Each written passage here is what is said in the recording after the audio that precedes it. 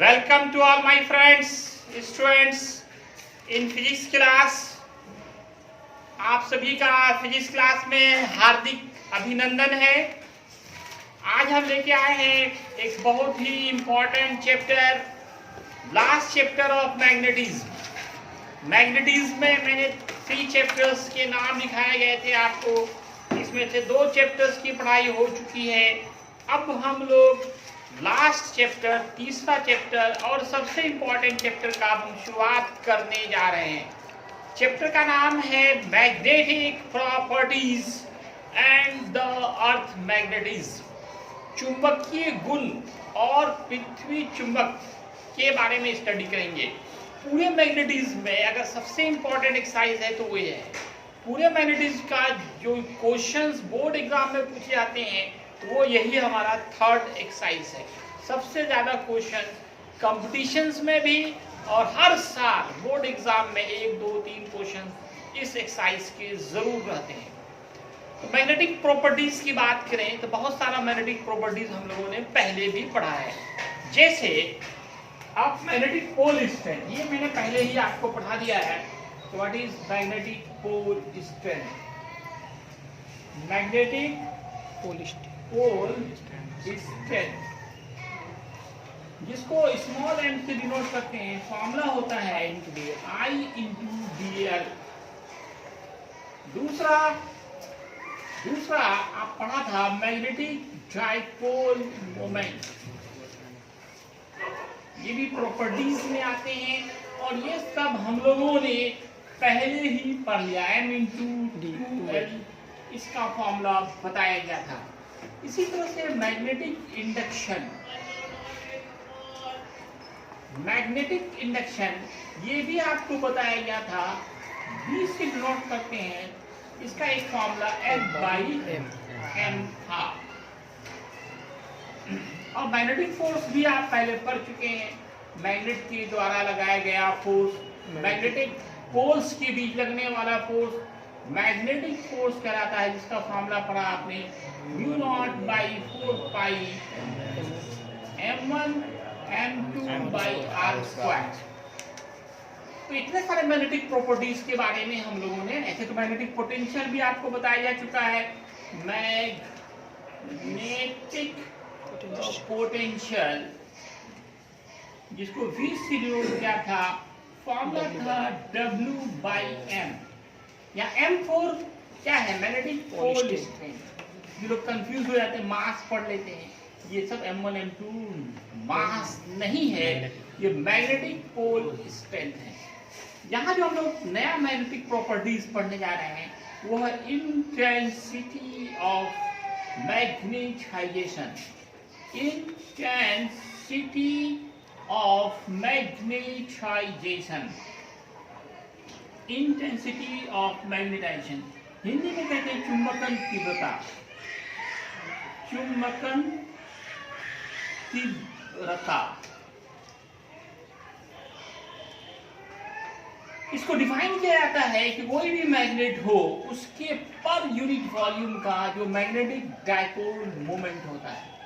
कोई मैग्नेट होगा, उसमें कुछ वॉल्यूम होगा और उसका मैग्नेटिक डाइपोल मोमेंट होगा।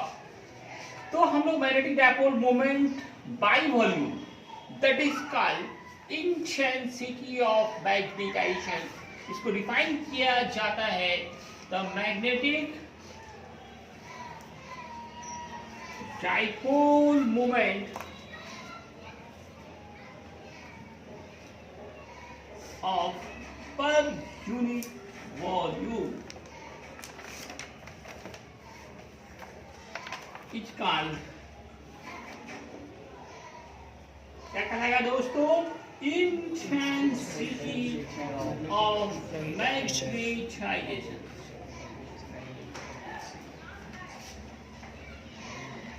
इसको डिनोट करते हैं कैपिटल I से, डिनोटेड बाय कैपिटल I। तो इस I का फॉर्मूला क्या होगा? फॉर्मूला देखिए डिफिनेशन से ही निकलता है। What is this? The magnetic dipole moment. तो ऊपर में रखिए आप magnetic dipole moment per unit volume per unit volume, तो वॉल्यूम से क्या करेंगे आप, डिवाइड कर देंगे।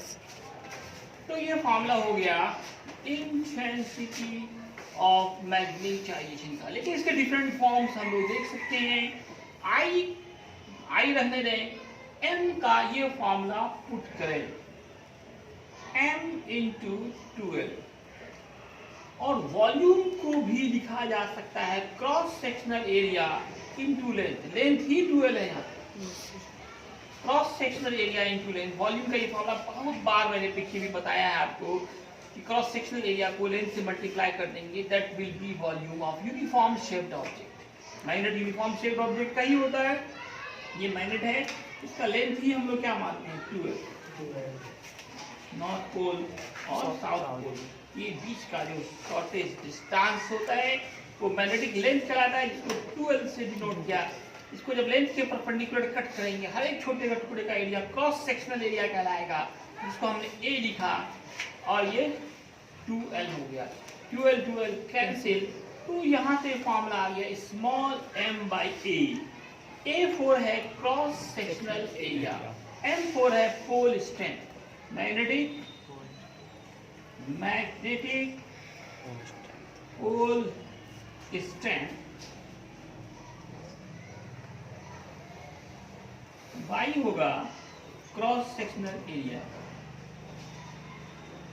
CS area. तो यहाँ से भी इसका एक डिफिनेशन बनता है, what is the intensity of magnetisation. तो आप इसको डिफाइन कर सकते हो, the magnetic pole strength of per unit cross sectional area is called intensity of magnetisation. इसका दूसरा डिफिनेशन हो गया the magnetic pole strength, the magnetic pole strength of per unit cross sectional area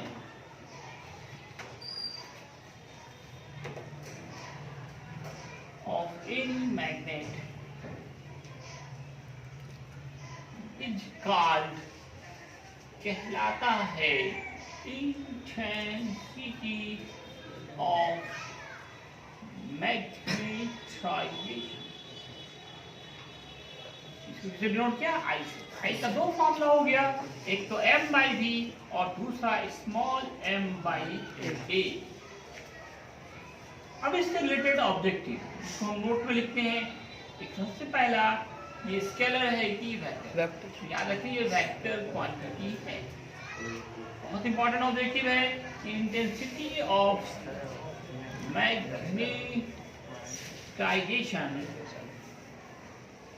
is a vector quantity। दूसरा इसका unit बताया जाए, what will be S I unit of I बोला तो इंटेंसिटी ऑफ मैग्नेटाइजेशन। अब यहाँ से निकाले इजी होगा, पोल स्ट्रेंथ का एम्पियर मीटर, एरिया का मीटर स्क्वायर, 1 मीटर कैंसिल, या यहाँ पावर 1 है, ये 2 है, 1 - 2 - 1 एम्पियर मीटर इनवर्स। अब इससे आप डायमेंशन भी इसका निकाल सकते हैं, डायमेंशन ऑफ आई बोला तो इंटेंसिटी ऑफ मैग्नेटाइजेशन। तो यहाँ पे पोल स्ट्रेंथ का हम लोग लिख सकते हैं Li, पोल स्ट्रेंथ का Li और एरिया का L स्क्वायर। क्या आप यूनिट से भी तो निकाल सकते हैं, यहाँ से भी निकाल सकते हैं, फॉर्मूला से भी निकाल, यहाँ से निकालना हो, ये L कैंसिल हो गया, L इनवर्स I, या आप इसको आप L इनवर्स A लिख सकते हैं, या इसको आप M नॉट L नॉट नहीं कहें तो यहाँ पे T नॉट A या I जो डालना चाहें डाल। चलिए वो भी लिख लेते हैं, A वाला M not L inverse T not और A। ये हो गया डायमेंशन ऑफ आई बोला तो इंटेंसिटी ऑफ मैग्नेटाइजेशन।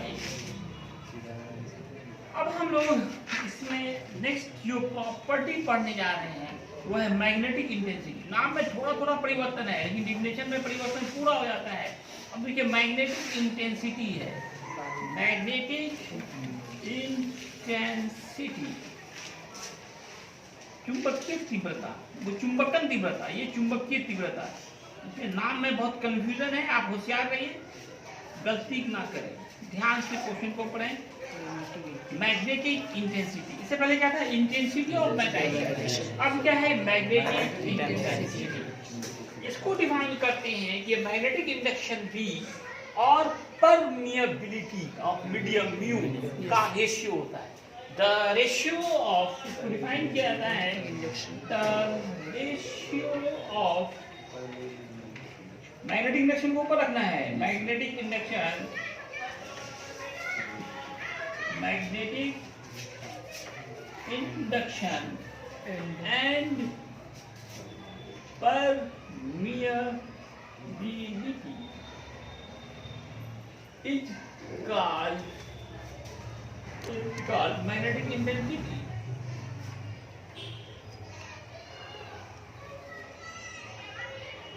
इसको डिनोट करते हैं हम लोग capital H, denoted by capital H। H का फॉर्मूला हो गया V by mu according to definition, the ratio of magnetic induction. Magnetic induction is denoted by V and permeability is denoted by mu. तो H का formula हो गया V by mu। अब इसका unit क्या होगा? अच्छी पर ये वेक्टर है, इससे भी रिलेटेड ऑब्जेक्टिव आप कर ले। ये भी वेक्टर क्वांटिटी है, V वेक्टर है इसलिए H वेक्टर हो गया। Intensity of magnetic intensity both are vector quantity. एक वेक्टर कहीं आ जाए तो सबको वेक्टर बना देता है। V हमारा वेक्टर है इसलिए H भी वेक्टर ही होगा। वहां पे M वेक्टर था इसलिए I भी क्या हुआ? वेक्टर हुआ। तो magnetic intensity is a vector quantity। इसका यूनिट बताया जाए, बता सकते हैं आप लोग? ऐसा यूनिट ऑफ H बताया जाए कोई भी? डायमेंशन ऑफ H, H बोला तो क्या बजी? H बोला तो मैग्नेटिक इंटेंसिटी। हामिद सर मत समझ लेना, magnetic intensity, H for magnetic intensity. ऐसा यूनिट ऑफ H क्या होगा? टेस्ला। इसका टेस्ला, इसका क्या था? आप पूरा सॉल्व कीजिए और निकालिए, देखिए आप आएगा एम्पियर, यही आएगा ampere metre. Ampere metre. I और H दोनों का यूनिट सेम होता है। जब यूनिट सेम है तो डायमेंशन भी क्या होगा? सेम होगा। तो आप m not L inverse Q not I लिखिए, m not L inverse Q not. इसके बाद जो नेक्स्ट प्रॉपर्टी आप पढ़ेंगे वो होगा मैग्नेटिक ससेप्टिबिलिटी।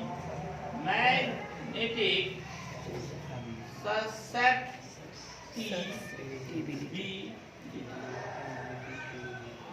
तो इस टॉपिक को आप पढ़ के तो फिर आप पढ़ लेंगे, अच्छा होगा। इसको काई से नोट करेंगे, इसको काई पढ़ेंगे।